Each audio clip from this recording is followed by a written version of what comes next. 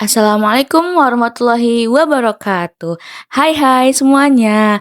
Perkenalkan kita dari kelompok 4 ingin membahas sains barat modern.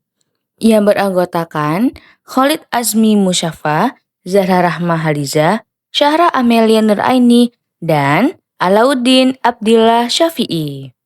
Selanjutnya kita akan masuk ke pendahuluan. Apa sih isinya?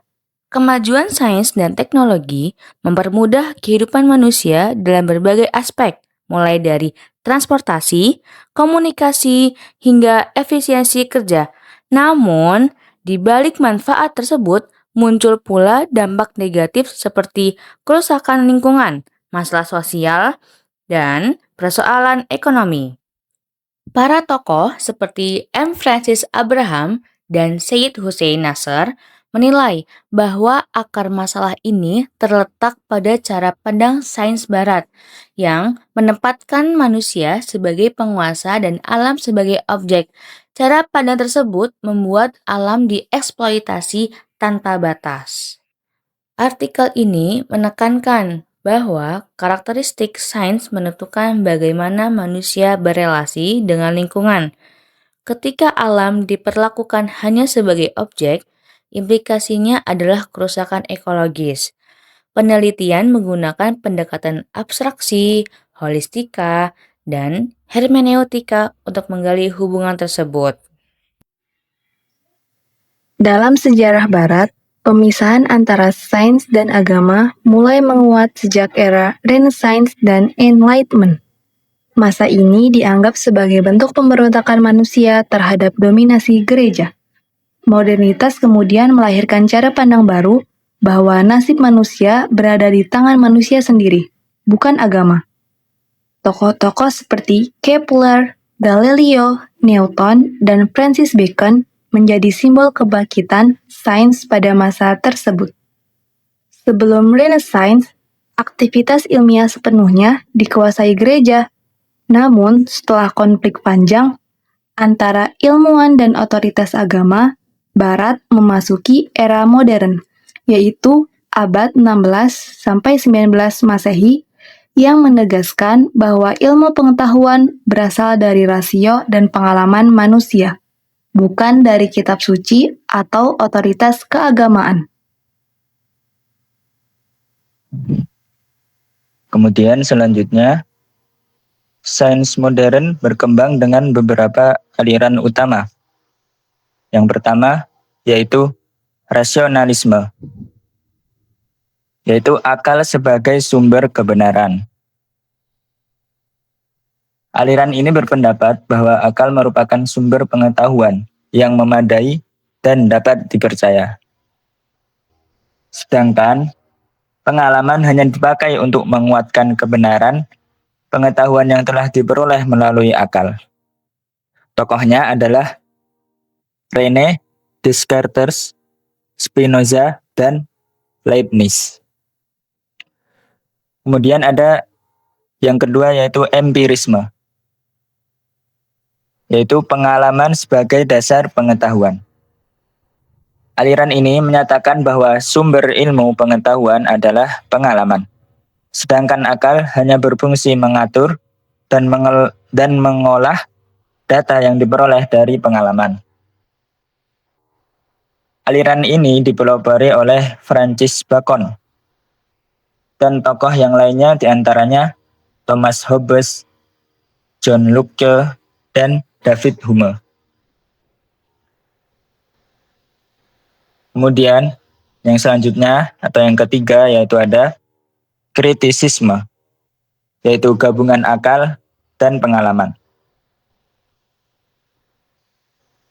Kritisisme merupakan aliran yang bermaksud menyatukan dua pandangan yang berbeda antara rasionalisme dan empirisme, yang dipelopori oleh Immanuel Kant. Ia berpendapat bahwa pengetahuan yang benar adalah hasil kerjasama dua unsur, yakni pengalaman dan kearifan budi. Kemudian yang keempat ada positivisme, yaitu hanya fakta empiris yang dianggap benar. Tokoh utama aliran ini adalah Auguste Comte yang hanya menerima fakta-fakta yang ditemukan secara positif ilmiah. Sedangkan pada praktik pembangunannya dilapangkan sebagai lanjutan dari paradigma antroposentrisme. Pembangunan yang dikembangkan yakni pembangunan bercorak pembangunan konvensional. Menurut Emil Salim, yang kutip oleh Jonathan, pola pembangunan konvensional yaitu sebagai berikut. A. Dalam pembangunan konvensional, sumber daya alam dikelola terlepas dari fungsi ekosistemnya. Fungsi keterkaitan, keanekaragaman, keselarasan, dan keberlanjutan dari ekosistem diabaikan sepenuhnya. Dan sumber-sumber alam yang diolah dilihat terlepas dari kaitannya dengan ekosistem. B. Dalam pembangunan konvensional tidak diterapkan sistem AMDAL sehingga dampak kerusakan lingkungan terutama di luar perusahaan tidak diperhitungkan. C. Dalam pembangunan konvensional tidak terdapat secara eksplisit orientasi perhatian pada nasib generasi masa depan. D. Dalam pembangunan konvensional berlaku jangkauan waktu penglihatan jangka pendek, maka keputusan yang diambil untuk jangka pendek belum tentu sesuai dengan kepentingan pengembangan jangka panjang. E. Dalam pembangunan konvensional, komponen lingkungan yang tak bisa dipasarkan tidak masuk perhitungan. Sehingga udara, sungai, laut, dan komponen media lingkungan secara gratis bisa dicemari tanpa kenaikan biasa. Memasuki abad modern, sains barat modern mengalami perkembangan yang cukup signifikan. Ilmu pengetahuan pada zaman ini menegaskan bahwa ilmu tidak berasal dari kitab suci atau ajaran agama, tidak juga berasal dari penguasa, tetapi berasal dari diri manusia itu sendiri pada zaman modern. Muncul aliran paradigma dalam ilmu pengetahuan antara lain.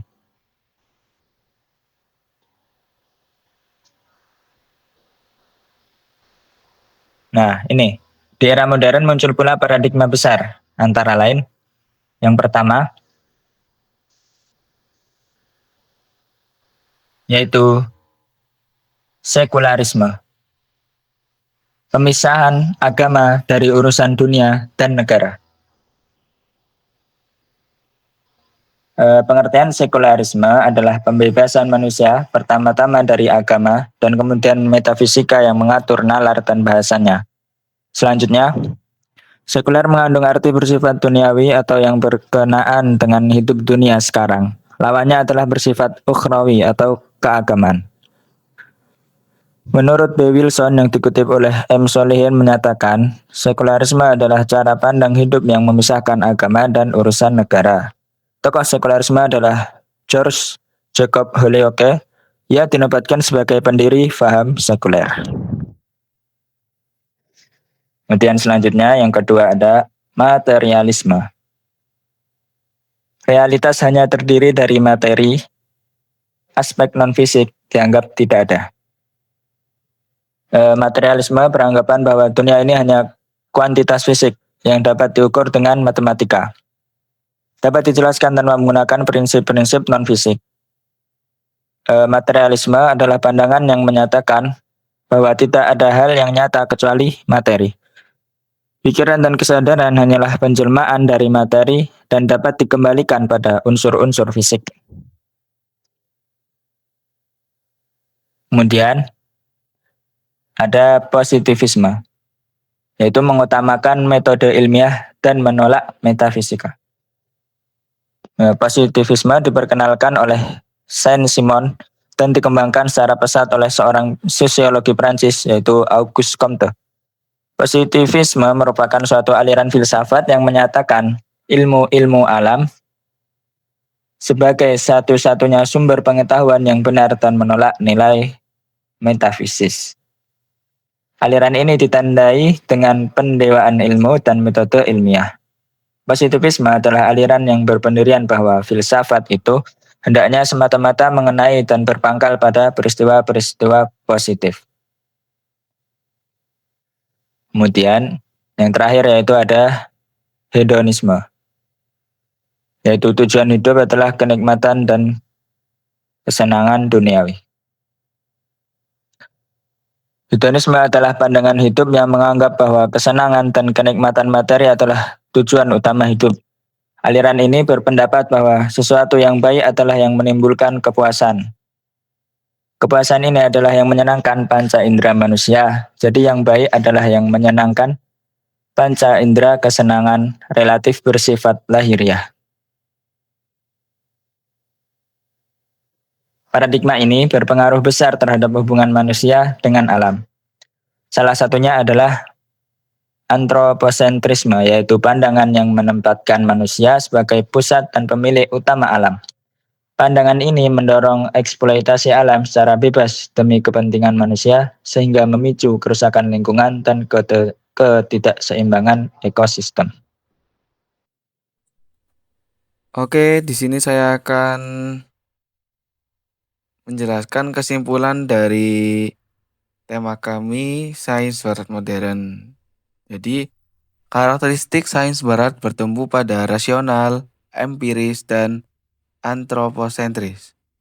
Karakter ini akan menyebabkan interaksi manusia bersifat destruktif dan eksploitatif terhadap lingkungan, sehingga berimplikasi buruk terhadap lingkungan.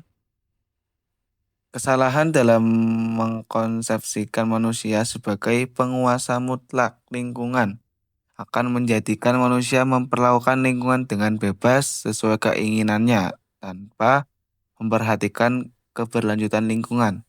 Dengan demikian, penemuan dan perkembangan ilmu pengetahuan dan teknologi sebagai hasil pikir dan reaksi manusia perlu kiranya dikonfirmasi oleh pemahaman teologis. Alam boleh dimanfaatkan, tetapi bukan hanya sekedar objek bagi manusia. Alam boleh diolah, tetapi dijaga dan dipelihara. Karena sesungguhnya manusia dan lingkungan adalah sama-sama sebagai makhluk dari Sang Ilahi yang bergabung dalam satu kesatuan ekosistem.